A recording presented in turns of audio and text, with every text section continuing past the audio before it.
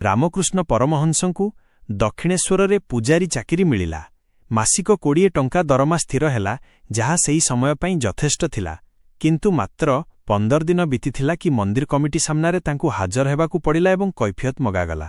ପ୍ରକୃତରେ ତାଙ୍କ ବିରୁଦ୍ଧରେ ଗୋଟିଏ ପରେ ଗୋଟିଏ ଅନେକ ଅଭିଯୋଗ କମିଟି ପାଖରେ ପହଞ୍ଚିଥିଲା। କେହି ଜଣେ କହିଥିଲେ, ଏ କି ପ୍ରକାର ପୂଜାରୀ ଯିଏ ନିଜେ ଚାଖିବା ପରେ ଭଗବାନଙ୍କୁ ଭୋଗ ଲଗାଉଛନ୍ତି, ଫୁଲ ଶୁଙ୍ଘିବା ପରେ ଭଗବାନଙ୍କ ଚରଣରେ ଅର୍ପଣ କରୁଛନ୍ତି।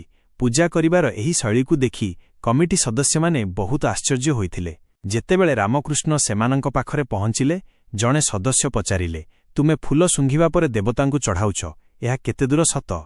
ରାମକୃଷ୍ଣ ପରମହଂସ ସହଜ ଭାବରେ ଉତ୍ତର ଦେଲେ, ମୁଁ ବିନା ଶୁଙ୍ଘି ଭଗବାନଙ୍କୁ ଫୁଲ କାହିଁକି ଚଢ଼ାଇବି? ଆଗେ ଦେଖିନିଏ ଯେ ସେହି ଫୁଲରୁ କିଛି ସୁଗନ୍ଧ ଆସୁଛି କି ନାହିଁ। ତାପରେ ଦ୍ୱିତୀୟ ଅଭିଯୋଗ ରଖାଗଲା, ଶୁଣିବାକୁ ମିଳୁଛି ଯେ ଭଗବାନଙ୍କୁ ଭୋଗ ଲଗାଇବା ପୂର୍ବରୁ ତୁମେ ନିଜେ ତାହା ଚାଖି ଦେଉଛ। ରାମକୃଷ୍ଣ ପୁଣି ସେହି ଭାବରେ ଉତ୍ତର ଦେଲେ, ମୁଁ ନିଜେ ଭୋଗ ଖାଏ ନାହିଁ, କିନ୍ତୁ ମୋ ମାଙ୍କ କଥା ମନେ ଅଛି ଯେ ସେ ମଧ୍ୟ ଏମିତି କରୁଥିଲେ। ଯେତେବେଳେ ସେ କିଛି ତିଆରି କରୁଥିଲେ, ପ୍ରଥମେ ଚାଖି ଦେଖୁଥିଲେ ଏବଂ ତାପରେ ମୋତେ ଖାଇବାକୁ ଦେଉଥିଲେ।